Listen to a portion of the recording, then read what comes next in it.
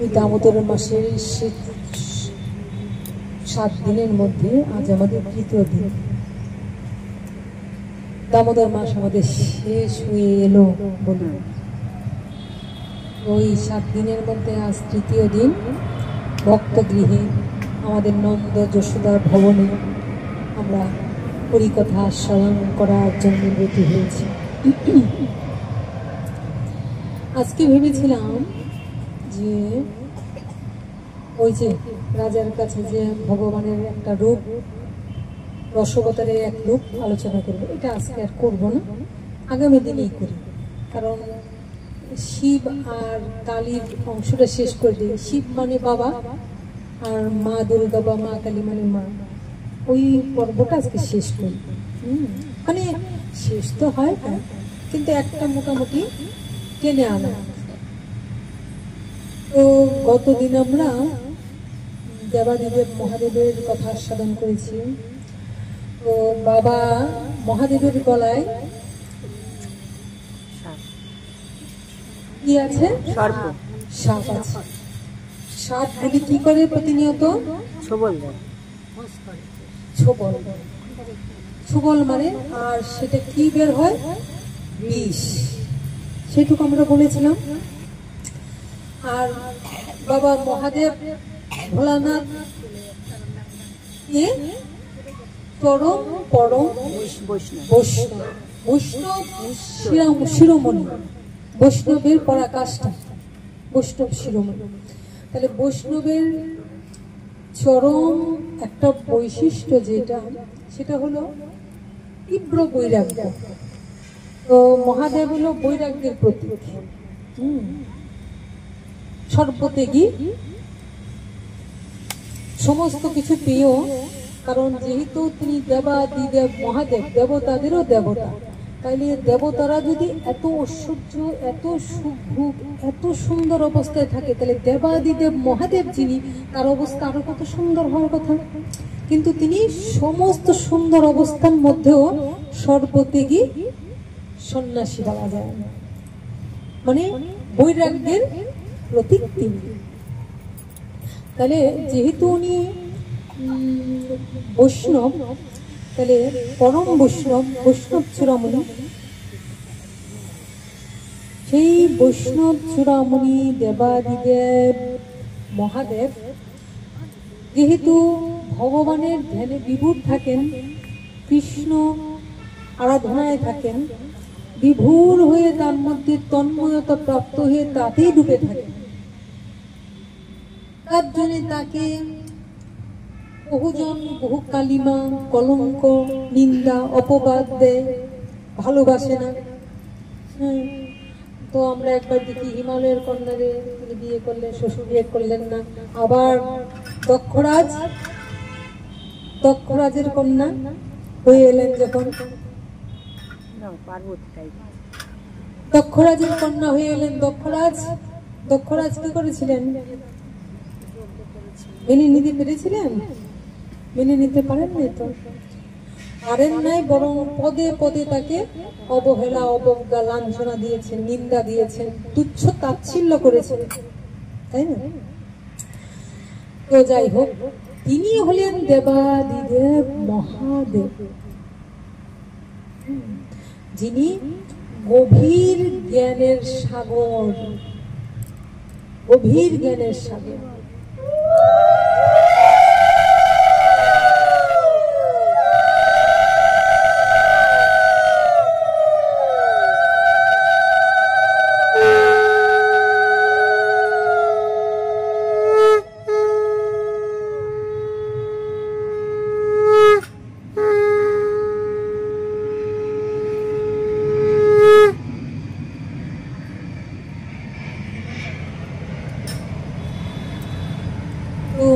জয় রাম।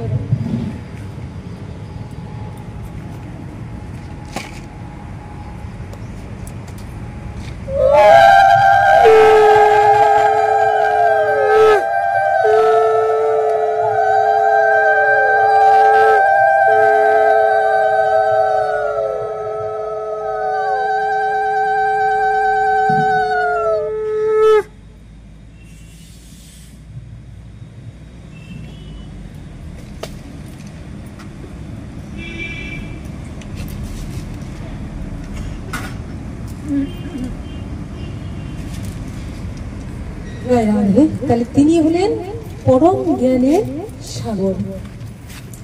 পরম জ্ঞানের সাগর বললেও যেন ভুল হয়, সাগর নয়, মহা মহা মহাসাগর।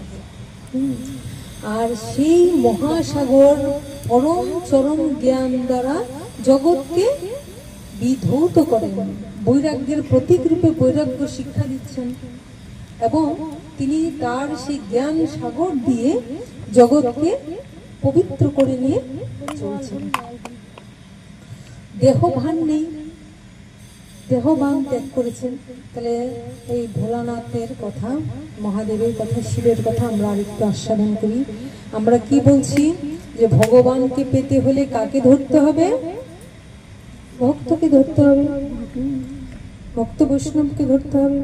তাহলে তিনি তো ভক্ত বৈষ্ণবের শিরোমণি। আর জয় রাধে। তো যাই হোক, এই পরম চরম ওই যে দেবাদিদেব মহাদেব, তাকে ধরলে তবে তো আমরা বিষ্ণুকে, তবে তো আমরা ভগবানকে পাবো। কারণ ভক্ত ভগবান অবিচ্ছেদ্য, একজনকে আরেকজনকে ছেড়ে একজনকে ভাবা যায় না।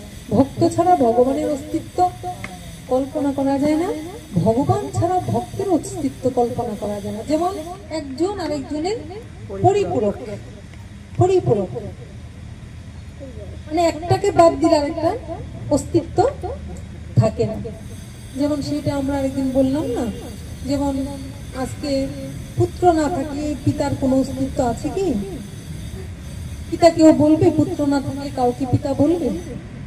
তাহলে পুত্র আছে বলেই পিতার অস্তিত্ব আছে, পিতা আছে বলেই পুত্র আছে। তাহলে একজন আরেকজনের সঙ্গে পরিপূরক। রাধে রাধে। ওম নমঃ শিবায়, ওম নমঃ শিবায়, ওম নমঃ শিবায়, ওম নমঃ শিবায়। ওম নমঃ শিবায়, ওম নমঃ শিবায়, ওম নমঃ শিবায়, ওম নমঃ শিবায়। আমরা একটু ওই মহাদেবের আরাধনা করে নিচ্ছি। ওম নমঃ শিবায়, ওম নমঃ শিবায়, ওম নমঃ শিবায়, ওম নমঃ শিবায়, ওম নমঃ শিবায়, ওম নমঃ শিবায়, ওম নমঃ শিবায়, ওম নমঃ শিবায়, ওম নমঃ শিবায়, ওম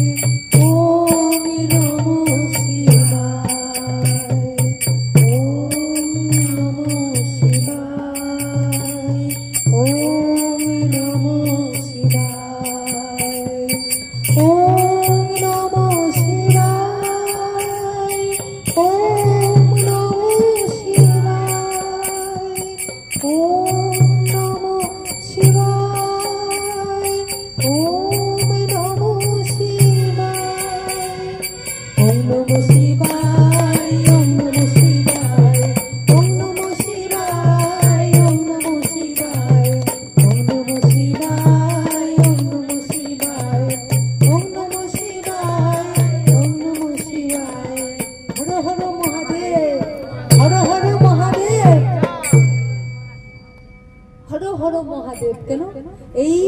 মহাদেব সবাই চিত্তকে হরণ করে নিতাই গৌর চরণে দিয়ে দেন। কারণ ঐশ্বর্য থেকে প্রাচুর্য থেকে না বেরোলে তো ভগবানকে লাভ করা যায় না। তাই তিনি কৃষ্ণ প্রেমের অলঙ্কারে এমন ভাবে সেজেছেন, বাহ্যিক শাস্তার সব চলে গেছে, কৃষ্ণ অলঙ্কারে সেজে আছে, ভূষিত হয়ে আছে, দেহবাহন নেই, তীব্র বৈরাগ্য। তাই তিনি যখন ভগবানের ধ্যানে বিভোর থাকছেন, সমস্ত দেবতারা সর্বসুখ ভোগ করে অলঙ্কার করেও মহাদেবের জন্যই নিতাই গৌর হরি দেবাদিদেব মহাদেব, তার কারণে যেন তারও দেবতাদের আসন অলঙ্কৃত করে বসে আছে। তাহলে আমরা যে বলছি, আমরা কি এটা একটা সাগরে আছি, পৃথিবীতে একটা মহাসাগর। তাহলে মহাসাগরে আমরা কি করছি? ডুবছি আর ভাসছি, একবার ডুবছি একবার ভাসছি। তাহলে এইখানে আমরা যদি ডুবতে না চাই তাহলে কি করতে হবে? আমাদের এই দেহগুলি কি এই সাগরের মধ্যে একটা তরুণী, তরুণী মানে নৌকো, আমাদের দেহগুলি এই সাগরের মধ্যে ডুবছে, ভাসছে ভাসছে, কিন্তু কখন যে ডুবে যাবে কোনো ভরসা নেই। ভবসাগরে আছে, সাগরের ঢেউয়ে কখনো তলিয়ে যেতে পারে। তাহলে আমাদের এই দেহগুলি আমরা যাতে দেহ তরুণীটা যাতে না ডুবে যায়, আমরা কি করব? আমরা এই যে সাধু গুরু বৈষ্ণব যাকে বলছি, যাকে আমরা গুরু রূপে বরণ করছি, তার কাছে আমরা যার যার গুরু অনুযায়ী আমরা এই দেহ তরিটা কি করছি, ওখানে সারেন্ডার করে দিচ্ছি, দিয়ে দিচ্ছি বা বেঁধে দিচ্ছি যে তোমার এই দেহ তোমার। এই যে দীক্ষা নেওয়ার মানেটাই হলো এটা।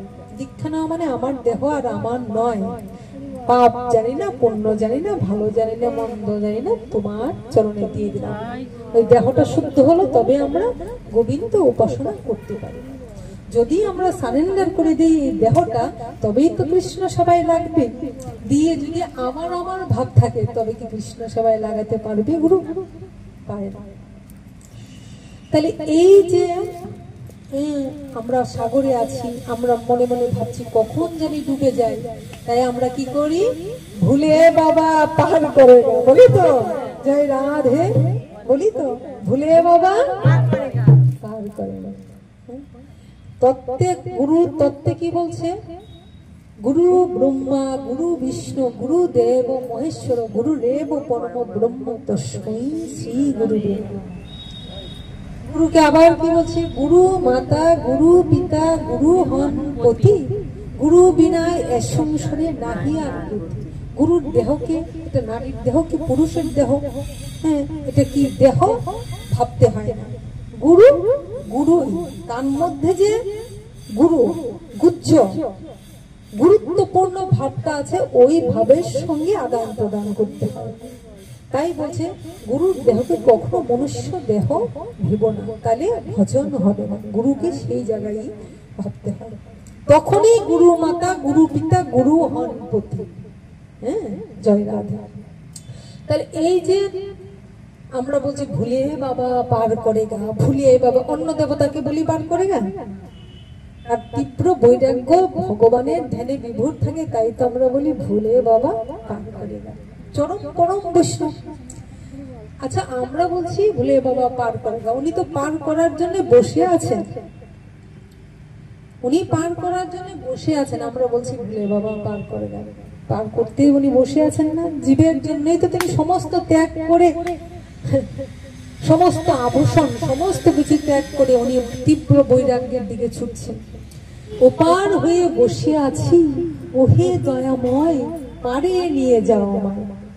লালনের একটা গান আছে না?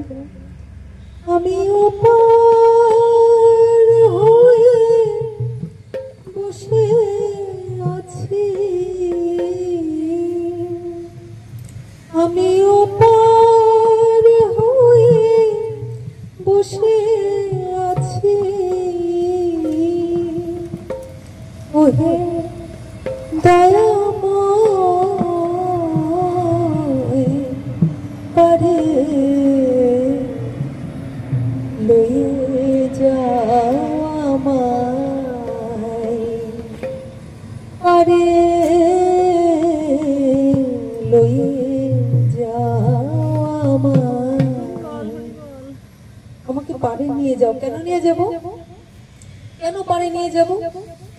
কারণ নাই আমার ভজন সাধন,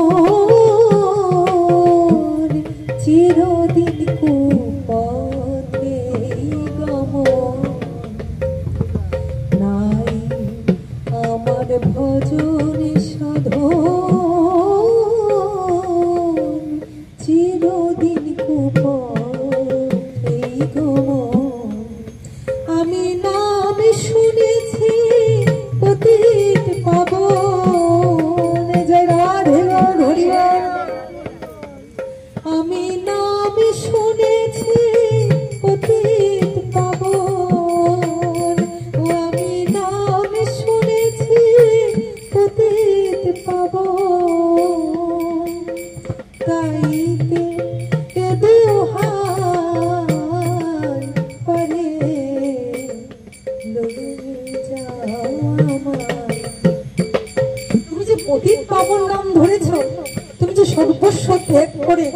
পতিতকে উদ্ধারের জন্য এসেছে। তাই নাম শুনেছি পতিত পাবন, তাই তো তোমাকে দোহাই দোহাই আমাকে পার করে দাও, তোমার নামের দোহাই। ওগো তিরি না দিলে গতি কি হবে, ওই নামে রবে অখ্যাতি। ওগো তিরি না দিলে গতি ওই নামে রবে অখ্যাতি। ওগো তিরি না দিলে গতি ওই নামে রবে অখ্যাতি। আমি আমার কোনো গতি নেই, আমার মতন অগতির যদি তুমি গতি না করো তাহলে তোমার নামে রবে অখ্যাতি, খ্যাতি হবে না। তাই আমার মতো অগতিকে গতি দাও, পার করে দাও, যেন আমরা এই ভব সমুদ্রে এসে হাহাকার করছি। আর তিনি কি বলছেন, যিনি আমাদের এই দেহগুলি পার করার জন্য সর্বস্ব ত্যাগ করে বসে আছেন, ওই ভবসাগরে বসে আছেন তরিখানা নিয়ে। আমি তরি নিয়ে বসে আছি নদী কিনারে, কে যাবি পারে ওগো তোরাকে, কে যাবি পারে ওগো তোরাকে। আমি তরি নিয়ে বসে আছি নদী কিনারে, কে যাবি পারে ওগো তোরাকে। তো বলছেন আমি তো বসে আছি, তোরা কে যাবি? এই বেলা বেলা আছে আই কে যাবি, এই বেলা বেলা আছে আই কে যাবি। নিচে কেন কত কাল কত কি ভাবি। রাধে রাধে। এটা হলো লজ্জা ঘৃণা ভয় ত্যাগ করে সারেন্ডার করা। এখনো বেলা আছে, বেলা আছে মানে এখনো দেহের মধ্যে প্রাণ আছে, এখনো সময় আছে, ভগবান এখনো তোমাকে পথ দেখাচ্ছেন। এই বেলা বেলা আছে আই কে যাবি, আই এই বেলা বেলা আছে আই কে যাবি। মিছে কেন কাটে কালে কত কি ভাবি। সন্ধ্যা নেমে গেল পাটে, সূর্য ডুবে গেল পাটে, বেলা অন্ধকার হলো রাত্রি আধারে, কে যাবি পারে ওগো তোরাকে। আমি তোরে নিয়ে বসে আছি নদী কিনারে, কে যাবি পারে ওগো তোরাকে। রাধে শ্যাম। তো কি বলছে, এই বেলা বেলা আছে, এখনো বেলা আছে। এই যে আজকে নন্দ যশোদার উৎসব চলছে বাড়িতে, হ্যাঁ, যে বা যারা কিভাবে কৃপা পাবে, যারা এলো এটাই গৌর হয়ে তারা পার পেয়ে গেল। যারা মনে মনে ভাবছিস কি করে যাব, ঘরের এই কাজটা ওই কাজটা শেষ করি, এটাই গৌর হয়ে তারা আটকে পড়ল, তারা আটকে পড়ল। যখনই কোথাও সাধু গুরুর মধ্যে দিয়ে ভগবত কথা হয়, নিতাই গৌর হরি তরি ঘড়ি সেখানে গিয়ে পৌঁছতে হয়। তাই বলছে এই বেলা বেলা আছে আই কে যাবি। মিছে কেন কাটে কাল কত কি ভাবি। তুই কত কি ভাবছিস, এত কেন চিন্তা করছিস? আরে জীবন সূর্য অস্তমিত হয়ে এলো বলে, আমাদের জীবন সূর্য পশ্চিম দিগন্তে ঢলে পড়ল বলে সূর্য ডুবে যাবে, বেলা অন্ধকার হয়ে যাবে। তারপর কি হবে, আবার 84 লক্ষ জন্ম পরিভ্রমণ করতে হবে। যদি পরিভ্রমণ করতে না চাই, যদি জন্ম জন্মান্তরের চক্র রোধ করতে চাই, জীবন মৃত্যুর চক্রকে যদি আমরা আটকাতে চাই, তবে নিতাই গৌর হরি বল। আর সময় নাই, ছুটে এসো। কারণ ভগবানের ইচ্ছাই ভগবান তার ভক্তদের দিয়ে ওই জীব উদ্ধারের লাগিয়ে এই কর্ম ভগবানই করছেন, আমরা নিমিত্ত মাত্র হয়ে কর্মটা করছি। ভগবান তার ভক্তকে দিয়ে এই কাজ করিয়ে নিয়েছে। তো ওই জন্য যেন বলছেন যে আমি তো তীরে বসে আছি, কিন্তু তোমরা আসো। আচ্ছা, আমরা অন্যান্য দেবতার কাছে দেখো, সবাই তো দেবতা, যারা ভজন করছে, যারা স্বর্গে আছে, মানে স্বর্গে আছে বলতে তত্ত্বে বলছে যারা সুখে আছে, যাদের কোনো দুঃখ নাই, টাকা পয়সা অর্থ করি দেহ রূপ ভোগ কিছুই নাই, অনেক সুখে আছে, তাহলে তারা স্বর্গেই আছে, স্বর্গের সমান সুখ ভোগ করছে পৃথিবীতে। তারাও দেবতা, দেবতার নাই, তাদের কাছে কি সবাই যাচ্ছে? কিন্তু ভোলানাথের কাছেই যাচ্ছে। ভোলানাথের কাছেই কেন আসছে? কারণ পারের করির জোগাড় এটাই গৌর হরি আমরা ওখানেই পেতে পারি। সব দেবতারা যদিও সুখ ভোগ করছে, কিন্তু এই সুখের পরে আবার দুঃখ নেমে আসতে পারে। কিন্তু ভোলানাথ মহাদেব, দেবাদিদেব, পরম বৈষ্ণব, তার কাছে গিয়ে যাই যদি আমরা, গৌর হরি বল। অন্যের কাছে গেলে তোমাকে হয়তো কিছু অর্থ করি দিয়ে সাহায্য করবে, স্বর্গে আছে সুখে আছে, হয়তো দুবেলা দুমুঠো খাইয়ে দিবে, হয়তো ভালো একটা কাপড় জামা কাপড় সুন্দর কিছু দিয়ে দিবে, বা তোমার প্রয়োজনীয় আরো এই দেহ সুখ ভোগ করার জন্য আরো কিছু প্রয়োজন লাগলে দিতে পারে। কতটুকু যার যতটুকু সামর্থ্য সে দিয়ে দিবে, দেবতারও তাই করে। কিন্তু ভোলানাথের কাছে তো ওইসব কিছুই নেই। কিন্তু যা আছে গৌর হরি বল, তাই এই জগতের কিছু দিয়েই ধরা সম্ভব নয়। তাই যেন আমরা এই চরম পরম বৈষ্ণব শিরোমণির কাছে যাই। কেন? আমরা গঙ্গা জলে অবগাহন করে পবিত্র, ভিতর বাহির পবিত্র হতে চাই। পবিত্র হলে কি হবে? পবিত্র হলে আমরা ভগবানকে লাভ করতে পারবো। তো তার কাছে গেলে আমরা কি পাবো? ধন দৌলত পাবো, টাকা পয়সা পাবো না। বিভিন্ন দেব দেবীর পূজা করো, লক্ষ্মীর পূজা করো, লক্ষ্মী বলবে কি ঠিক আছে ধন দিয়ে দিলাম। সরস্বতীর কাছে পূজা করলে সরস্বতী এই গান চাও বিদ্যা চাও দিয়ে দিচ্ছে। তারপর গণেশকে পূজা করলে সিদ্ধিদাতা গণেশ বৈভব ধন দৌলত দিয়ে দিচ্ছে। এইরকম বিভিন্ন, মা কালীর পূজা করলে কি হচ্ছে? শক্তি পাচ্ছি আমরা, শক্তি, বিপদ আপদ থেকে রক্ষা পাচ্ছি। তাই তারা আশীর্বাদ দিবে, এইগুলি আশীর্বাদ দিবে, কেউ কিন্তু আর কিছু দিতে পারবে না। কিন্তু দেবাদিদেব মহাদেবের যখন পূজা করা হয়, দেবাদিদেব মহাদেবের পূজা করলে তিনি তো পরম চরম বৈষ্ণব। তিনি বলবেন, যদি খুশি হন তিনি, তাহলে তিনি নিজের থেকে বলে দিবেন, যা তোর কৃষ্ণ ভক্তি লাভ।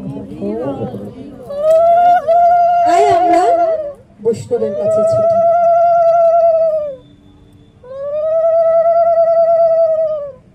বৈষ্ণবের উচ্ছিষ্ট, উচ্ছিষ্ট আহে মোর মনোনিষ্ঠ, বৈষ্ণবের উচ্ছিষ্ট তাহে মোর মনোনিষ্ঠ, তর্পণ মোর বৈষ্ণবের নাম। তার গুণগান করাই আমার তর্পণ, বৈষ্ণবের গুণগান কীর্তন করাই আমার একমাত্র কাজ। বিচার করিয়া মনে ভক্তি রস আস্বাদনে, বিচার করিয়া মনে ভক্তি রস আস্বাদনে, মধ্যস্থ শ্রী ভাগবত পুরাণ। শাস্ত্রে বলছি বিচার করো, ভাগবত পুরাণকে মাঝখানে রেখে বিচার করো। এই জগতে এসে যদি আমি তা না করতে পারলাম তাহলে জীবন আমার বিফলে গেল, আর যদি করলাম আমার জীবন ধন্য হয়ে গেল। কারণ তিনি যখনই যতটুকুই রাগ পুরো আর যাই কিছু করেন, কিন্তু তিনি আমাদের কৃষ্ণ ভক্তি দান করে দেন। আজকে ভোলানাথের আমরা দেখি, ভোলানাথকে যদি খুশি করতে পারি, যদি তার কাছে কিছু না চাই, তাহলে তিনি কি করেন, মানে ভোলানাথ বলতে এখানে আমরা বলতে চাইছি, ভোলানাথকে দিয়ে আমরা বলছি তিনি তো চরম পরম বৈষ্ণব, মানে বৈষ্ণবের সন্তুষ্ট হলে, বৈষ্ণব খুশি হলে তোমাকে অযাচিত কৃষ্ণ প্রেম ধন দান করে দিবে, যে তোমার কৃষ্ণ ভক্তি লাভ হোক। আর কৃষ্ণ ভক্তি লাভ হলো মানে তোমার এই জীবন ধন্য হয়ে গেল, সার্থক হয়ে গেল। তাই আমরা বৈষ্ণবের কাছে ছুটি। এই গেল ভোলানাথের কাজ। আরেকটু আস্বাদন করব। একবার মা পার্বতী, পার্বতীকে যে দুর্গা, যে কালী, সেই পার্বতী। এবার মায়ের কাছে যাই ভোলানাথের কাছ থেকে। ভোলানাথের কথা একটু রয়ে গেছে। ভোলানাথ কার ভক্ত? ভগবান বিষ্ণু কৃষ্ণের ভক্ত। তো ভোলানাথ তো তত্ত্বজ্ঞানী, জ্ঞানের সাগরে তিনি ডুবে থাকেন। তাহলে ওই ভোলানাথ একদিন বসে আছেন, ওই কৃষ্ণের ধ্যানে বিভোর হয়ে বসে আছেন। হঠাৎ করে দেখতে পেলেন, জয় রাধে, সবাই শুনতে পাচ্ছ কথা? সবাই হরিকথা শ্রবণ করতে পারছো তো? বেশি জোরে বলতে পারছি না, মাইকে তো শোনা যাচ্ছে তো? জয় রাধে। তো একদিন ভোলানাথ বসে আছেন, তো হঠাৎ করে দেখছেন কি জানি ওই একটা জঙ্গলের মধ্যে দিয়ে হাসিতে হাসিতে হাসিতে বলে কাঁদতে কাঁদতে বুক ভাসাচ্ছেন, আর হাসিতে হাসিতে করেই যাচ্ছে। ভোলানাথ চিন্তা করলেন, কি এমন করে কাঁদছে এই বনের মধ্যে দিয়ে, হাসিতে হাসিতে বলে কাঁদছে। তাকিয়ে দেখেন একটা পুরুষ, একটা নারীর জন্য কেঁদে বুক ভাসাচ্ছে আর হাসিতে হাসিতে করছে। তো মনে মনে চিন্তা করলেন, একটা পুরুষ নারীর জন্য এমন করছে, কে সে? সাধারণ পুরুষ যদি একটা নারীর জন্য কাঁদতো, তাহলে ওই কান্নাটা আমার কানে গিয়ে পৌঁছতো না, আমি যে ধ্যানে বিভোর, আমার ধ্যান ভঙ্গ হতো না। কে সেই হাসিতে বলে কাঁদছে? কে সেই পুরুষ যে একটা নারীর জন্য কাঁদছে? ধ্যানস্থ হলেন কে? দেবাদিদেব মহাদেব। ধ্যানস্থ হলেন দেবাদিদেব মহাদেব। ধ্যানস্থ হয়ে জানলেন, আরে সে তো আর কেউ নয়, সে হলেন আমারই আরাধ্য, আমারই ইষ্ট, আমারই প্রভু, সেই রামচন্দ্র, যিনি কৃষ্ণ তিনি রাম। রামচন্দ্র লীলা করছেন, আর লীলার ছলে ওই সীতাকে রাবণ হরণ করে নিয়ে গেছেন। তাই সীতার বিরহ সহ্য করতে না পেরে হাসিতে হাসিতে হাসিতে বলে মনের ভিতর দেখে দেখে চলছেন।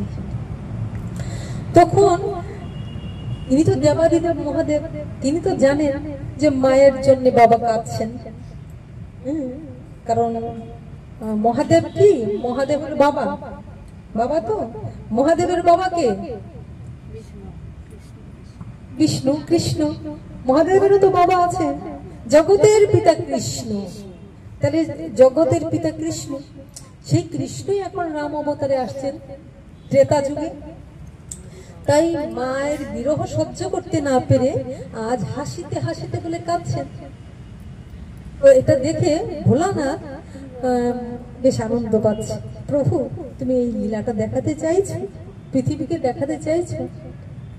60,000 ঋষি বসে বসে তপস্যা করছে, তারা মনে মনে ভাবলো, আহা, কার জন্য এমনি রামচন্দ্র আমাদের আরাধ্য কাঁদছে? একটা পুরুষ কাঁদছে, তারা আরাধনা করলো, দেখলো যে না, আমরা যাকে ডাকছি সেই ভগবান রামচন্দ্র শীতে শীতে করে কাঁদছে। জয় রাধে। তখন তারা কি করলো?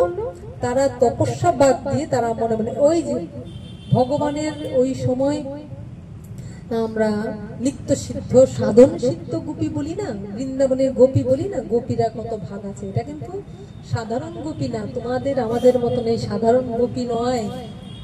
এরা নিত্যদিন নিত্যকাল ভগবানের সঙ্গেই ছিল। তারা এই জগতে পুরুষ দেহ ধারণ করে যোগী রূপে তপস্যা করছিল। আর এই তপস্যা যখন করছিল রামচন্দ্র হাসিতে হাসিতে কাঁদছে, কারণ রাবণ হরণ করে পৃথিবীতে লীলা করতে ভগবান এসছেন। এইবার কি বলছে, অনুগ্রহায় ভক্তানাং মানুষং দেহমাশ্রিত, আমি মানুষের দেহকে আশ্রয় করি, লীলা করতে আসি। ভজতে তাদৃশী ক্রিয়া, এমন ক্রিয়া এমন লীলা করি যশ্রুতা তৎপরও ভব, আমি এমন লীলা করি, এমন কর্ম করি যে কেউ আর থাকতে পারবে না, আমার পিছন পিছন ছুটবে তারা। তো রামচন্দ্র করছেন, মহাদেব জানলেন, মহাদেব জেনে মনে মনে বলছেন, প্রভু আহা আহা প্রভু, তুমি আবার কাঁদছো, তুমি সচ্চিদানন্দময় ভগবান, তোমার আবার কান্না আছে, জীব কান্না করবে, তুমি তো কাঁদো না, তুমি লীলা করছো, জীবকে দেখাচ্ছ প্রেম। তো মহাদেব এটা ভেবে বেশ আসছে। আর যোগীরা মনে মনে ভাবলো, এই যে যোগীরা, লিপ্ত সিদ্ধ যোগীরা, যোগীরা মনে মনে ভাবলো আমরা এই রামকে চাই, রামের আরাধনা করলেন। যোগ সাধনা বাদ দিয়ে, শুষ্ক সাধনা বাদ দিয়ে ওই রাগ মার্গের ভজন করতে লাগলো। এবার রামচন্দ্র সামনে এলেন, বলছে হ্যাঁ তোমরা কি চাইছো, তোমরা আমাকে ডাকছো, আমি তপস্যায় সন্তুষ্ট, কি চাও তোমরা আমার কাছে?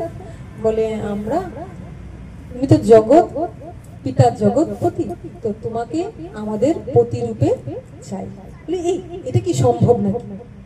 তোমরা পুরুষ দেহ, আমি একজন পুরুষ, তোমরা আমাকে চাইছো? বলে তা জানি না, তুমি তো ভগবান, তুমি তো সবার মনোবাসনা পূর্ণ করতে পারো, তাই তোমাকে আমরা পতি রূপে চাই। বলে যে আমরা নারী দেহ চাই, আমরা পুরুষ দেহ চাই না। তাহলে দেখো, ভজনের অনুকূল দেহ নারী দেহ হয়। আচ্ছা আমরা নারী দেহ চাই, নারী দেহ পেয়ে কি করবে না, তোমাকে পতি রূপে বরণ করুক। তারা কে ছিল? তারা ভগবানেরই নিত্য দিনের সঙ্গী ছিল, এই পৃথিবীতে লীলা করছেন। আচ্ছা তোমরা এতজন পুরুষ যদি নারী দেহ হও, আমি একা একটা পুরুষ, এখানে তত্ত্ব আছে। এই পুরুষ বলতে দেহধারী পুরুষকে বোঝানো হয়নি, আমরা পুরুষ বলছি ঠিকই, হ্যাঁ এটা তত্ত্ব আছে। যেমন বললাম, গুরুকে কখনো মনুষ্য দেহ ভাবতে হয় না, তার সাথে সম্বন্ধ আমরা অনুভব করতে পারি না।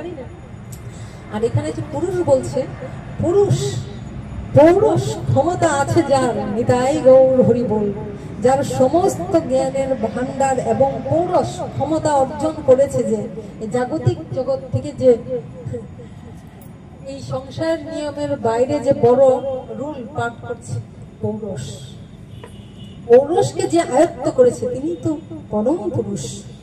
দেহধারী পুরুষেরা, এরা নারীর থেকে একটু ঊর্ধ্বে, তাহলে পরম পুরুষ যে তার ক্ষমতা কি?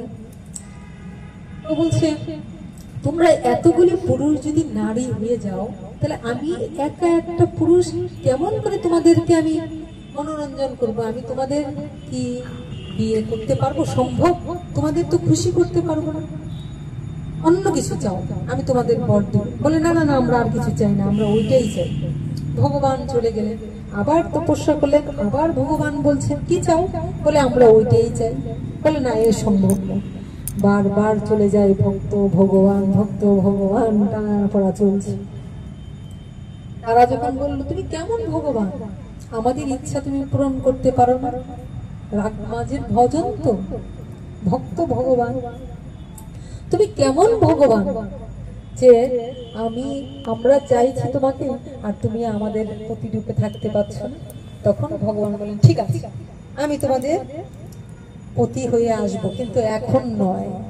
সেটা কবে? আগত দাপর যুগে আমি যখন কৃষ্ণ অবতারে নন্দ যশোদাকে আশ্রয় করে, দেবকী বসুদেবকে আশ্রয় করে পৃথিবীতে লীলা করতে আসব, তখন তোমরা ওই বৃন্দাবনের ব্রজগোপী হয়ে থাকবে। আর যখন আমি বংশীধ্বনি করব, তোমরা আমার সেই টানে চলে আসবে, সেই দিন আমি তোমাদের সবার মনোবাসনা পূর্ণ করবো। রাধে রাধে। তারাই হলো বৃন্দাবনের সাধন সিদ্ধা গোপী। বোঝা গেল? সাধারণ কেউ নয়, তারা হলো বৃন্দাবনের সাধন সিদ্ধা গোপী। আচ্ছা, এইবার এটা গেল যারা সাধন করছিল। আর এদিক দিয়ে ভোলানাথ তো বুঝেছে যে আমার প্রভু লীলা করছে, আমার প্রভু আবার কাঁদতে পারে, আমার প্রভু জগতের লীলা করার জন্য অভিনয় করছে, কাঁদছে। জয় প্রভু, জয় হোক তোমার প্রভু রামচন্দ্র, তোমার জয় হোক এই বলছে। এদিকে পার্বতী যাচ্ছে, পার্বতী শুনে ফেলেছে। কি তুমি আনন্দ পাচ্ছ কি দেখে? বলে ওই যে আমার প্রভু দেখো কি সুন্দর লীলা করছে, মা সীতাকে রাবণ হরণ করেছে, আর আমার প্রভু হাসিতে হাসিতে বলে কাঁদছে। জয় হোক প্রভু। বলে কি বলছো, এটা তোমার প্রভু নাকি? তুমি তার জন্য চোখ বন্ধ করে এত বিভোর হয়ে আরাধনা করো, তোমার প্রভু? জগতের মানুষ দেহবোধ যাদের আছে তারা একটা পুরুষ একটা নারীর জন্য কাঁদবে, তারা কামনা বাসনা আছে। এ কেমন পুরুষ, এ কেমন তোমার দেবতা, এ কেমন তোমার আরাধ্য যে একটা নারীর পিছনে কাঁদছে। যদি হরণ করিয়ে থাকে তাহলে কাঁদার কি আছে? বলছে তুমি বুঝবে না, এটা হলো লীলা, এটা হলো প্রেম, তুমি বুঝবে না। বলছে তুমি নিশ্চিত এটা তোমার প্রভু? বলে হ্যাঁ, আমি তো তত্ত্বদর্শী, আমি তো সবই জানি যে কোথায় আমার প্রভু লীলা করছে। এই আমার প্রভু এই মর্তলোকে লীলা করছে, তাই আনন্দ পাচ্ছে যে ভক্ত। এখানে তত্ত্বটা কি? যে ভক্ত সে জানে, তুমি জানাও যারে সেই জানে। যেই ভক্ত সেই কিন্তু ভগবানের মহিমা উপলব্ধি করতে পারে। তত্ত্ব হলো এটা। যে অভক্ত সে কিন্তু কখনোই, যতই তুমি এক একবার দেখো হয়তো আনন্দ পাবে, পরক্ষণেই আবার ভুলে যাবে। কিন্তু যে যারা ভক্ত তারা কিন্তু ভগবানকে ঠিক চিনে নেবে। যতই সাধারণ বেশে চলুক, যতই সাধারণ আচরণ করুক, যতই তার দোষ হয়। যে আমরা জয় জয় শ্রী গুরুর মধ্যে একটা গান করি না, কি বলছি, যদি দেখো গুরুর আচরণ নিয়ে তথাপি জানিবে সে আমার পতিত পাবন, করেছি না? এটা কি সবাই পারবে? সবাই বিচার করবে সর্বনাশ এই হয়েছে। কিন্তু যে ভক্ত সে ভাববে নিশ্চয়ই আর পিছনে কোনো কারণ আছে। মন্দটা দেখে যদি তবু মনে মনে ভাববে প্রভু এটা কেন করেছে, নিশ্চয়ই কোনো কারণ আছে। হ্যাঁ, বোঝা গেল? তাহলে যে ভক্ত সেই কিন্তু ভগবানের মহিমা হৃদয়ঙ্গম করতে পারে, উপলব্ধি করতে পারে। কিন্তু যে অভক্ত সে কিন্তু বিচার করবে, আর বিচার করে সর্বনাশ করবে নিজে। তাহলে পার্বতী হলো এখানে দেখাচ্ছে, পার্বতীকে দেখাতে চাইছে। পার্বতী তো জানে না তা না, লীলা। পার্বতীকে দেখাতে চাইছে যেমন পার্বতী একটা নারী, তার বুদ্ধি নেই, তাই সে বললো না না এ তোমার প্রভু নয়। মহাদেব বুঝছে কিন্তু পার্বতী বুঝছে না। বোঝা গেল? পার্বতী থেকে দিয়ে যেমন এই জগৎ জীবকে দেখাতে চাইছে যে জীব তো এরকম বুঝে না, তাই পার্বতী বলছে আমি একটু পরীক্ষা করব এ তোমার ভগবান কিনা। তাই পার্বতী কি করলেন, আমারও তো ক্ষমতা আছে, আমি একটু দেখি। ইহ জগতের আমাদের যদি ক্ষমতা থাকে তা আমরা একটু ক্ষমতা অ্যাপ্লাই করি না? করি তো। যদি আমার হাতে কিছু ক্ষমতা থাকে তাহলে আমি একটু পরীক্ষা করবো, করি আমরা অনেক সময়। তো এইটা হলো পার্বতীর ভাবটা হলো এই জীব শিক্ষার জন্য। পার্বতী কি করলেন, বললেন আমি তোমার প্রভুকে পরীক্ষা করে দেখি তো প্রভু কিনা। যদি তোমার প্রভু হয় তাহলে ঠিকই বুঝতে পারবে। এবার পার্বতী কি করলেন, মা সীতার রূপ ধারণ করলেন। ইচ্ছা মাত্রই তো করতে পারেন। পার্বতী কি করলেন, জয় রাধে, মা সীতার রূপ ধরে মাথায় কাপড় দিয়ে ঘোমটা দিয়ে ওই রামচন্দ্র যেখানে হাসিতে হাসিতে বলে কাঁদছে ওখানে গিয়ে দাঁড়িয়েছে। সীতার মতো রূপ ধারণ করে রামচন্দ্রের কাছে গিয়ে দাঁড়িয়েছে। এবার রামচন্দ্র তো হাসিতে হাসিতে কাঁদতে কাঁদতে বুকে চোখের জলে ভাসছে। কিন্তু যখনই গিয়ে পার্বতী ওই মা সীতার পুরো রূপ ধরে রামচন্দ্রের কাছে দাঁড়িয়েছে, অমনি রামচন্দ্র কি বলল, মা পার্বতী, বাবা ভোলানাথ কি বাড়ি নেই? তুমি এখানে কেন এসেছো মা? রাধে রাধে। জি বলেছি, এমনি লজ্জায় তার মনে হচ্ছে যে পৃথিবীটা দুই ভাগ হয়ে যায়। আমি তো পরীক্ষা করতে এসেছিলাম। হ্যাঁ, সীতার রূপ ধারণ করে আসছে, দেখি আমাকে ভুলে যাবে। আর অমনি সে কি বললো, মা পার্বতী। রামচন্দ্রের কান্না শেষ। বাবা ভোলানাথ কি বাড়ি নেই? তুমি এসে আমার কাছে দাঁড়িয়েছো মা, কি হয়েছে মা? পার্বতী তাড়াতাড়ি ঘুমটাটা টেনে একদম তড়ি ঘড়ি করে ছুটে গেল কোথায়? ভোলানাথের কাছে গিয়ে এইবার মাথা নত করে দাঁড়িয়ে আছে। ভোলানাথ তো সবই বুঝতে পারছেন যে তুমি আমার প্রভুকে পরীক্ষা করতে গেছো। তাই তত্ত্বটা কি? যারা ভক্ত তারা কখনো পরীক্ষা করে না, কিন্তু যারা অভক্ত তারা সাময়িক যদি কিছু মহিমা বুঝেও পরক্ষণে আবার একটু পরখ করতে চায়। দেখি তো আমারও বুদ্ধি আছে, আমিও একটু বুদ্ধিটা খাটিয়ে দেখি তো কি করি। তারা নিতাই গৌর হরি হেরে যায়। গৌর হরি বল। ও ওই পার্বতীতে দিয়ে আমাদের এই জীবকে শিক্ষা দিচ্ছে। জীব হলো পার্বতীর রূপটা। এইবার ভোলানাথের কাছে গিয়ে দাঁড়িয়েছে। এইবার ভোলানাথ তো সবই জানি মৃদু মৃদু হাসছে, কিছু বলছেন। এই পার্বতী গিয়ে মাথা নুয়ে দাঁড়িয়ে আছে, মুখ তো নেই, লজ্জায় মুখ ইয়ে পড়ে গেছে। এইবার দাঁড়িয়ে আছে। এবার মহাদেব কি বললেন? মহাদেব বললেন, কি আমার প্রভুকে পরীক্ষা করা হয়েছে তোমার? আমার প্রভুকে পরীক্ষা করেছো? পার্বতী লজ্জায় আর কথা বলতে পারছে না। এবার পার্বতী যেই তার ঘরের দিকে মহাদেবের দিকে যেতে চাইলেন, মহাদেবের কাছে আসতে চাইলেন, যেই ঘরের দিকে আসতে চাইলেন, এমনি দেবাদিদেব মা থামো, আর তুমি আমার কাছে আসবে না, আমার ঘরে তুমি আর প্রবেশ করবে না, আমার কাছে আসবে না। বলে কি? বলে তুমি আমার প্রভুকে পরীক্ষা করতে গেছো কি আমার মায়ের রূপ ধারণ করে, তাহলে আজ থেকে তুমি আমার মা হয়ে গেলে। তুমি আমার মায়ের রূপকে ধারণ যখন করেছো, রূপকে ছলনা করো, তবু তো তুমি আমার মাকে আশ্রয় করেছো। আজ থেকে তুমি আমার পার্বতী স্ত্রী রূপে আমার পাশে আর থাকতে পারবে না। তাই গৌর হরি বল। শিব পার্বতীর মধ্যে বিরহ হয়ে গেল।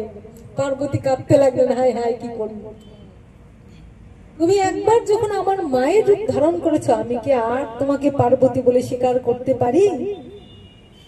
এই বিরহ হয়ে গেল পার্বতী। হায় হায় এ কি করলাম, আমি অনেক বড় ভুল করে ফেলেছি। এবার ভুল করলে ভুলের মাসুল তো দিতেই হবে। এই পার্বতীর বিরহ কিন্তু মহাদেবের সাথে হলো। বোঝা গেল? তার মানে এতে আমরা কি শিক্ষা পেলাম? ভুল করলে ভুলের মাসুল স্বয়ং মহাদেব হয়েও কিন্তু ছাড়েন, ভুলের মাসুল দিতে হবে। তাই পরীক্ষা করতে যেতে নেই। যদি ভালোবাসি, যদি বুঝতে পারি, তবে সেখানে সরল মনে নীরব হয়ে আত্মসমর্পণ করে থাকতে হয়। গৌর হরি বল। এইগুলো হলো তত্ত্ব। এই জন্য আমরা সাধুর কাছে যাই, ওই তত্ত্ব উপলব্ধি করার জন্য, জ্ঞান আহরণের জন্য। তাহলে আজ আমাদের চ্যাপ্টার এখানে শেষ হয়ে গেল যে আমরা তার কাছে গেলে কি পাবো? কৃষ্ণ ভক্তি পাবো। তার কাছে গেলে জানতে পারবো। যাক, নিজের স্ত্রীকে ক্ষমা করলেন না, তাহলে অন্যের কথা কি? তাহলে বাবা ভোলানাথের কাণ্ড এখানে শেষ হলো। এইবার আমরা একটু আস্বাদন করব মাতা পার্বতীর ঘটনা। যিনি পার্বতী, তিনি মা দুর্গা, তিনি কালী, তিনি এক রূপে মহাশক্তি। শক্তি জাগরিত হতে হতে মহাশক্তির মহামাতাকে শ্রীমতী রাধা রানী। এগুলি খন্ড খন্ড শক্তি। যেমন একটা মা থেকে কতগুলি মা মেয়ে হয়েছে না, ওরও মা হচ্ছে না। তাহলে চরম পরম মা হলেন রাধা রানী। তাহলে ওই মা কালীর কথা, মা দুর্গার কথা বলে মহাদেব গেল। এটা ত্রিশূল হাতে নিয়ে থাকেন, যদি কেউ ভুল করেন তাকে ত্রিশূল বিদ করেন। মা দুর্গার হাতেও থাকে ত্রিশূল, থাকে তো। আচ্ছা, দুর্গা কথার মানে কি? আচ্ছা, শিব কথার মানে কি? শিব জীব ছেড়ে দিলাম, শিব কথার মানে কি? শিব কথার মানে হলো কল্যাণকারী। শিব মানে কি? কল্যাণকারী, মানে জীবের কল্যাণ যে করে সে হলো শিব। আচ্ছা, কল্যাণ কি? একজনকে আমি এক বস্তা চাল দিয়ে দিলাম, ডাল দিয়ে দিলাম, কাপড় দিয়ে দিলাম, তাতে কি খুব কল্যাণ হয়? জন্ম মৃত্যু রোধ কি হয়? তাহলে এটা কল্যাণ হলো না। সাময়িক তার একটু উপকার হলো, কল্যাণ হলো না। কল্যাণ কোনটা? কৃষ্ণ নামামৃত সুধা পান করিয়ে, কৃষ্ণ কথা, কৃষ্ণ জ্ঞানমৃত জ্ঞান গঙ্গা সাগরে ডুবিয়ে আর যে আত্মাকে উদ্ধার করে দিল, এটা হলো এক জন্মের কল্যাণ নয়, জন্ম জন্মান্তরের কল্যাণ হয়ে গেল।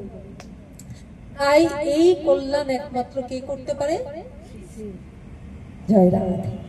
পরম বৈষ্ণব, চরম বৈষ্ণব তার পক্ষে সম্ভব। সমস্ত দেবতারা আছে কিন্তু পারে না, কিন্তু পরম বৈষ্ণবই পারে। তাই আমরা বৈষ্ণবের দ্বারে যাই। তাই হতাম যদি আমি বৈষ্ণবেরও, হতাম যদি আমি বৈষ্ণবেরও দ্বারের কুকুর, যদি মানুষ না হইতে পারি বৈষ্ণবের দ্বারের যেন কুকুর হই। হতাম যদি আমি বৈষ্ণবেরও দ্বারের কুকুর, প্রসাদ দিয়ে তোরাইতে নামায় বৈষ্ণব ঠাকুর। গৌর হরি বল। আমি যদি বৈষ্ণবের দ্বারের কুকুরও হই, তবে কি ওই প্রসাদ দিয়ে বৈষ্ণব ঠাকুর, হ্যাঁ, ভগবানের প্রসাদ বৈষ্ণবের প্রসাদ মিলে ওই প্রসাদ দিয়ে আমাকে তোরাইতেন বৈষ্ণব ঠাকুর। তাহলে বৈষ্ণব হতে গেলে বৈষ্ণবের চরণ আশ্রয় করে বৈষ্ণবের পথটা ধরে চলা হচ্ছে। কিন্তু আমাদের ক্ষণে ক্ষণে কত রাগ। যাক, তাহলে পরম বৈষ্ণবীটাকে, পরম বৈষ্ণবী হলেন মা দুর্গা। তাহলে শিবের কথা জানলাম, শিব মানে কল্যাণকারী, তাহলে দুর্গাকে মহা কল্যাণী। কারণ মা তো শিবের কাছে নিয়ে দিবে, তাই না? কিন্তু মাকে কি আমরা চিনতে পারি? মাকে তো আমরা চিনতে পারি না। মাকে চিনতে ওই জনে পারে, মাকে চিনতে পারে কজনে, পরম গুরু যারে কৃপা করে। মাকে চিনতে কয়জনে পারে,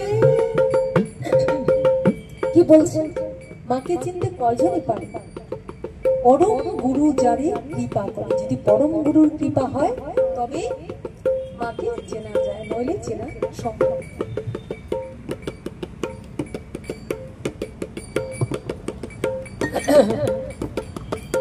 এই যে পরম বৈষ্ণবী মা দুর্গা, দুর্গার হাতে ত্রিশূলটা কেন?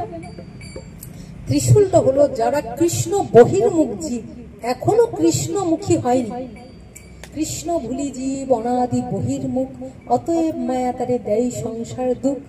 যারা কৃষ্ণ বহির্মুখ তাদেরকে ত্রিশূল, আধ্যাত্মিক, আদি ভৌতিক, আদি দৈবিক, এই তিনটা শূলের আঘাতে প্রতিনিয়ত জর্জরিত করে, তারা মুক্তি পায় না। কিন্তু যারা কৃষ্ণের চরণ আশ্রয় করে ফেলেছে, শ্রীগুরুর চরণ আশ্রয় করে ফেলেছে, তারা দুঃখ পায় বটে, কিন্তু ত্রিশূলের আঘাতে জর্জরিত হয় না। কারণ মা তখন উল্টা কাজ করে। মা তখন তাদের ত্রিশূলের আঘাত না দিয়ে কৃষ্ণ কথার মধ্যে দিয়ে, হ্যাঁ, যোগ মায়ার রূপ ধারণ করে তাকে কৃষ্ণ ভক্তির পথে তুলে দেয়। তাহলে ওখানে আমরা কি দেখছি? তাহলে মায়ের দুটো রূপ আমরা বলবো, এক হলো মা কালী, আরেকটা মা দুর্গার। এখানে বলছি রাধারানী তো চরম পরম মা, উনি তো প্রেমের পরাকাষ্ঠা। এবার দুর্গা, দুর্গা নামের অর্থটা কি? দতে হলো দৈত্যনাশক, দতে হলো, সবাই শোনো, দতে দৈত্যনাশক, দৈত্য যারা আছে দৈত্য নাশ করে।